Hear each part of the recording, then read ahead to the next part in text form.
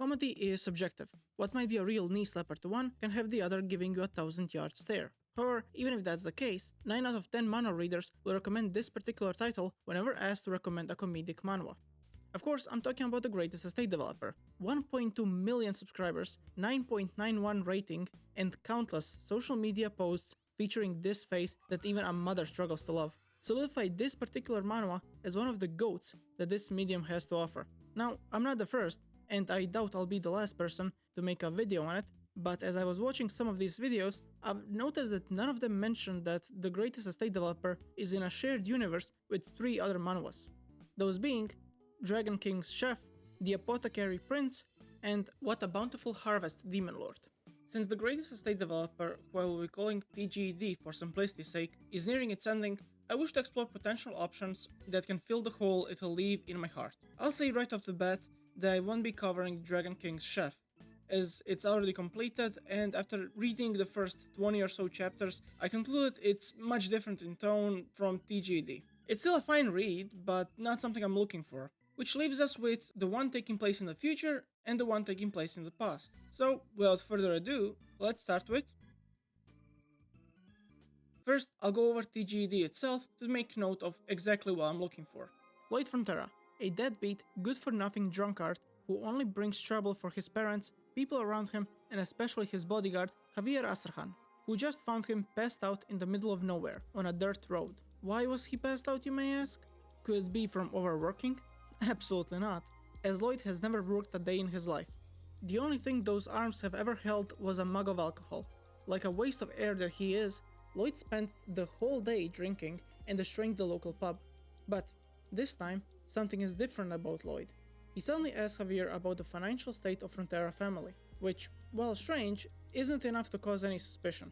However, once he is found in front of his mother, Marbella Frontera, who begs him to apologize to the poor pub owner whom he terrorizes daily, Lloyd says he'll do it, while looking shamefully to the side and scratching his head.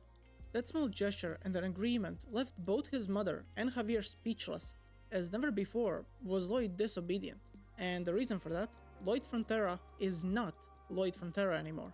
Lloyd's body has been taken over, albeit unintentionally, by Kim Suho, a civil engineering student from Korea who was transported into the world of his favorite web novel, Night of Blood and Iron. However, Lloyd is not the protagonist of that story. It's Javier. Lloyd is a side character who lived and died as a drunken hooligan, with the rest of the Frontera family losing everything to a conman. However, Kim Suho is now behind the wheel, and he'll be damned if he doesn't change that destiny using his vast knowledge of both the plot and the construction.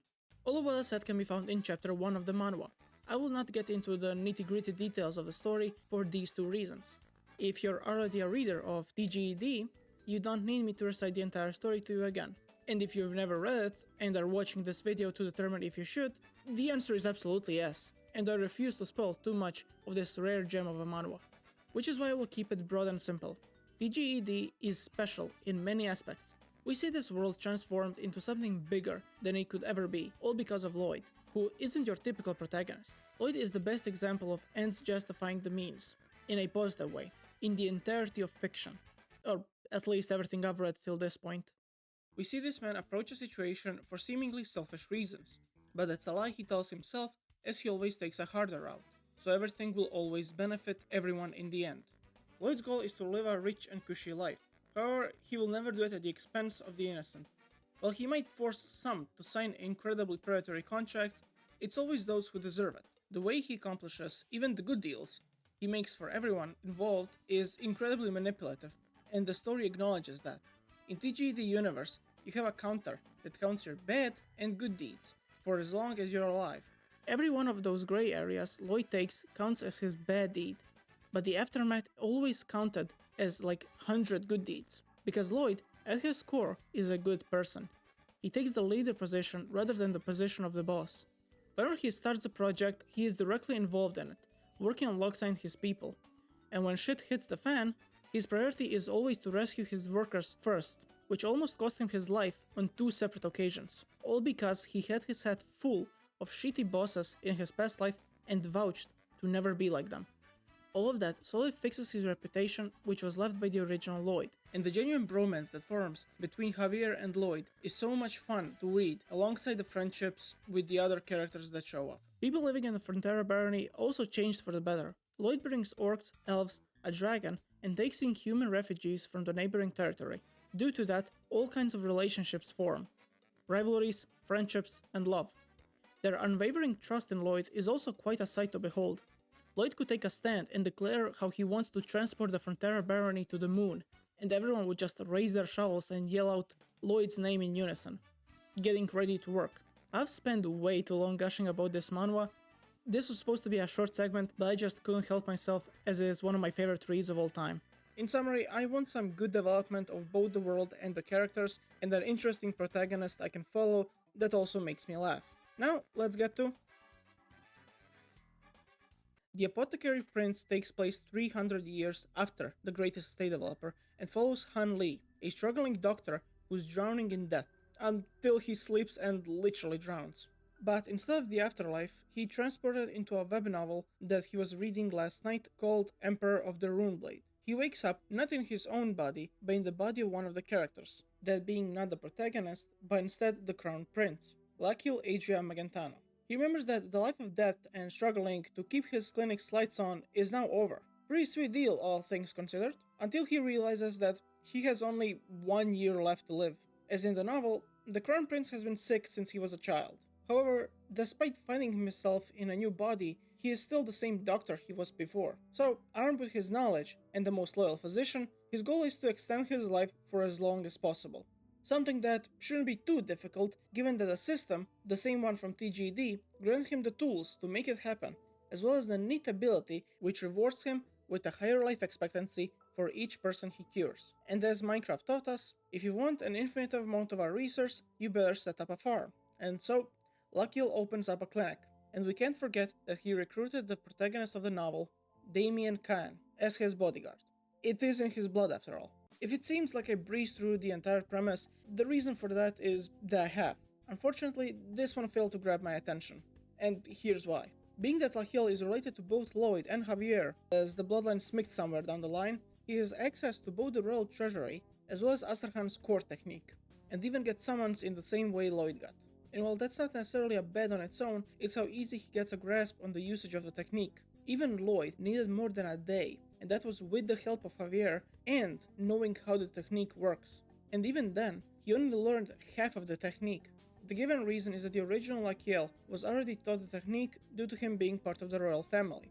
But even so, the only hurdle he got was that his mana ring was too small for his heart due to not training it, which was fixed in the next 2 panels, by simply making it bigger. No extra training, no anything. He just pulled that thing.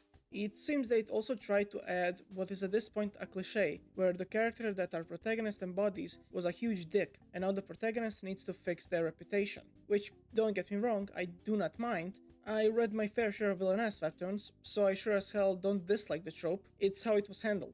The maid makes a mistake, and is completely and utterly terrified. Immediately, she starts apologizing and begging for Lakil not to have her whipped. Lakil tells her to leave, and asks his physician if that was a regular occurrence.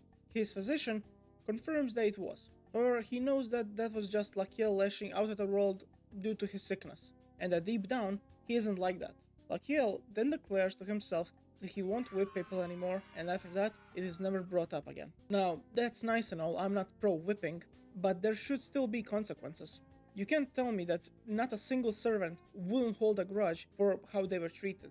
I'll have to bring up TGD because it's honestly a perfect example here. Lloyd had to install central heating to pretty much every house in his vicinity, make Frontera Land the most prosperous in the kingdom, and put the lives of his workers before his own to have people see him in a different light.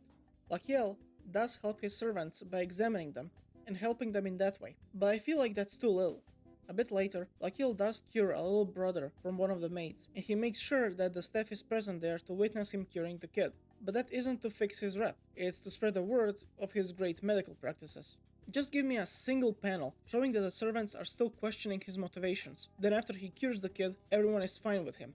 And there it is, problem solved. That, at least, was my initial reaction to the first 20 chapters.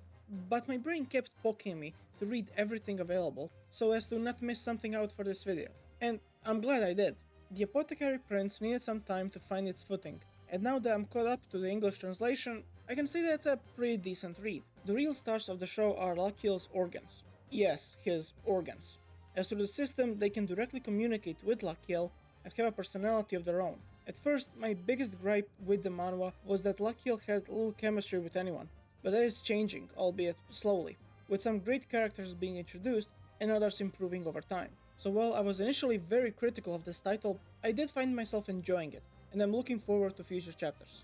But I can't exactly call it a definitive replacement for TGED, so time to travel to the past.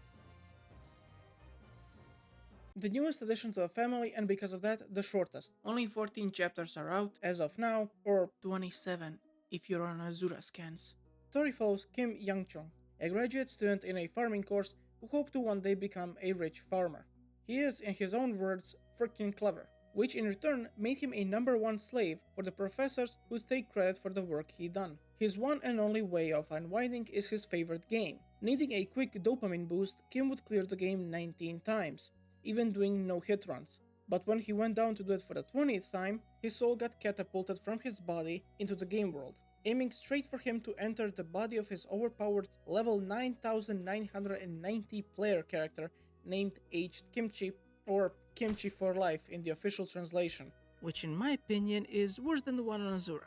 But as he was about to possess it, he noticed the armor set he put on the dear old Kimchi. While the best in the game, he really didn't like the idea of wearing it. System, being the same one from TGED, read his thoughts and said bet, and immediately changed direction towards another character, that being the final boss of the game, Demon King Kratos. Kim, now Kratos, needs to prove that he is no threat to humans, so that they won't send aged Kimchi after him, but not appear too weak so that his generals don't stage a coup, not to mention solve the whole starvation and famine situation he's got going on in his own kingdom. And that is the main premise of this manhwa. Now, if you're caught up with the greatest state developer and have a keen eye, you know that Kratos was name dropped multiple times as a founder of the farmer demons, which Lloyd interacts with. We also get to see the origin of this statue of Kratos, and in return, what a Bountiful Harvest demon lord references the greatest estate developer by showing the ancestors of both Lloyd and Javier. Their names are Diol and Rayval, which is just Lloyd and Javier written in reverse, which I found was pretty neat. Their roles, as well as their hairstyles, are also reversed, with a Frontera serving an Astrakhan. In terms of presentation, art style and humor, I'd say this is the closest to the greatest estate developer, being that it's the same studio and writer who are in charge of the adaptation. Now, while the artist isn't the same, the art style is so similar that I didn't even notice the change in the artist. I would say it's definitely toned down in the facial expression department, but I honestly love that, since it means that Lloyd looks more demonic than the strongest demon king in history. Speaking of which, Kratos has his fair share of baggage he brought from his last life. And despite looking like he'll murder you, or mildly disagreeing with him, he genuinely wants to help. Now, what's the verdict? This one is essentially the perfect replacement for TGED. Kratos is basically Lloyd, but a farmer. The lead development, relationship between the protagonist and the side characters are all very similar to TGED, and I mean that in the best way possible. So after TGED ends, it's safe to say that this is going to be a perfect fit for the whole. It'll live in my heart. I'm not sure if I'll make more videos like this, as covering multiple manhwas and then editing everything just takes so much time. You can always let me know in the comments below, as well as shout a manhwa or manga you like. Last time I got a great recommendation from a random internet user 4507, which was Ghost Hammer. I personally shout Kenturia and Mad, who I consider incredibly underrated, so make sure to check them out. But time to wrap this up. If you made it this far, I just want to thank you. And if you feel like spoiling me, the subscribe button is right there. Now, if you'll excuse me, it appears some clowns started a riot, and I'd like to keep my helmet on my shoulder, so I'm gonna make a run for it. I'll see ya whenever I see ya.